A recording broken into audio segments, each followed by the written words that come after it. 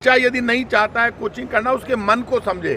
हमारे टाइम पे बहुत ज़्यादा कोचिंग इंस्टीट्यूट नहीं थे, तब भी आईएएस बनते थे, डॉक्टर बनते थे, इंजीनियर बनते थे, बड़े बड़े प्रोफेसर बनते थे। क्या तब बच्चे तरक्की नहीं कर रहे थे? साइंटिस्ट भी बनते थे। अब ये जो पूरा एक, आप मान लीजिए बड़ी बड़ी कंपनियां खड़ी हो गई कोचिंग के नाम पर, और ये कोचिंग वाले भी तय कर लें। आप सिर्फ माफिया बनकर पैसे इकट्ठे नहीं कर सकते, आपकी मॉरल ड्यूटी बनती है। आप काउंसलिंग करें बच्चों की, समझे बच्चों को, आप उनको पारिवारिक माहौल दें, फैमिलियर माहौल दें। बच्चों को आज आप लाखों करोड़ रुपए कमा रहे हैं, तो आप किस लिए कमा रहे हैं? पेन भी दे दिया आपने, बैग भी दे दिया आपने, यूनिफॉर्म भी दे दी आपने, उसमें डर भी पैदा कर दिया क्या बस इसके बाद कुछ नहीं है? ऐसा नहीं है। जीवन जहाँ से शुरू करो उसी दिन से शुरू होता है ये जिंदगी।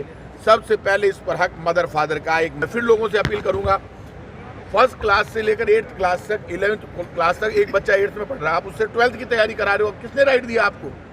कौन है आप? इसलिए कोचिंग वाले भी समझ लें, ज़्यादा लिमिट में रहे कोचिंग वाले। ज़्यादा करेंगे तो फिर कानून अपना काम करेगा, रूल्स रेगुलेशन तय करने पड़ेंगे, फीस लिमिट करनी पड़ेगी।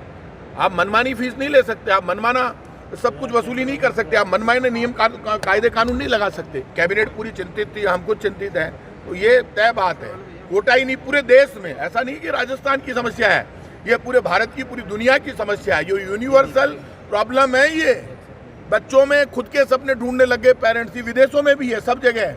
कहीं ज़्यादा हो रही है तो हमें आगे बढ़कर इसको ठीक करना हो। मैं अब ये मानकर चलिए, कोचिंग वाले और मदर फादर और हमारे परिवार के लोग, हम सब मिलकर ऐसी नीति बनानी पड़ेगी जिसमें बच्चों के सपने तो पूरे हो, लेकिन बच्चे कहीं दबाव में नहीं आए, डरे नहीं, घबराए नहीं, और उनकी काउंसलिंग बार बार हो रही है। जो वीकली, आप हैं कौन? आप क्या नौकरी दे रहे हो? वीकली एग्जाम ले रहे हैं इंस्टीट्यूट वाले, मैंने पता किया। है कौन भैया? तू तेरा एग्जाम दे दे पहले। वीकली एग्जाम ले रहा है, उसको डिमोरलाइज कर रहे हो, डिप्रेशन में ला रहे हो। ये आप देख लेना, सख्त से सख्त कार्रवाई नजर आएगी। देखिए, सबसे पहले तो मैं ये कहना चाहता हूँ, विद्यार्थियों से अपील करना चाहता हूँ, आत्महत्या सोचने का भी पाप लगता है, करना महापाप है। इसलिए उनकी काउंसलिंग होनी चाहिए। और अब ये जो ऑक्सीजन पार्क बना है और जो अपना रिवर फ्रंट बना है, यहाँ पर कम से कम महीने में एक बार भी कोई विद्यार्थी घूम लेगा तो उसका डिप्रेशन जो है कम होगा, उसको अच्छी सिटी पार्क में ऑक्सीजन मिलेगी। और काउंसलिंग होकर के जब गाइडलाइन आएगी, जो गाइडलाइन का पालन नहीं करेंगे उनके खिलाफ सरकार कार्रवाई करेगी। देखिए, ये सोच का फ़र्क है व्यक्ति को। मुझे याद है, मैं और मेरा भाई दोनों पढ़ते थे। मैं क्लास में फर्स्ट आया था और मेरा भाई फेल हो गया था, तो हमारे पिताजी ने फेल होने वाले भाई के लिए रबड़ी मंगाई। तो मैं भी उससे कोई 2-1 साल ही बड़ा था, 5वीं में मैं था, 3री में वो था।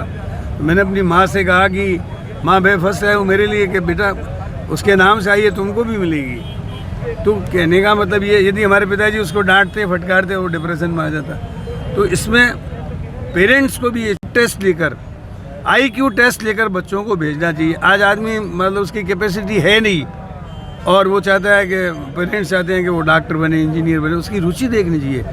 आप कुमार विश्वास को देखो, वो इंजीनियरिंग में इनमें जाना चाहते थे लेकिन गए नहीं। आज आप देखो, एक कवि सम्मेलन में 25 लाख रुपए कमाते हैं। तो ये ऐसे उदाहरण देकर बच्चों को प्रोत्साहित करना चाहिए, न कि उनको हतोत्साहित करना चाहिए।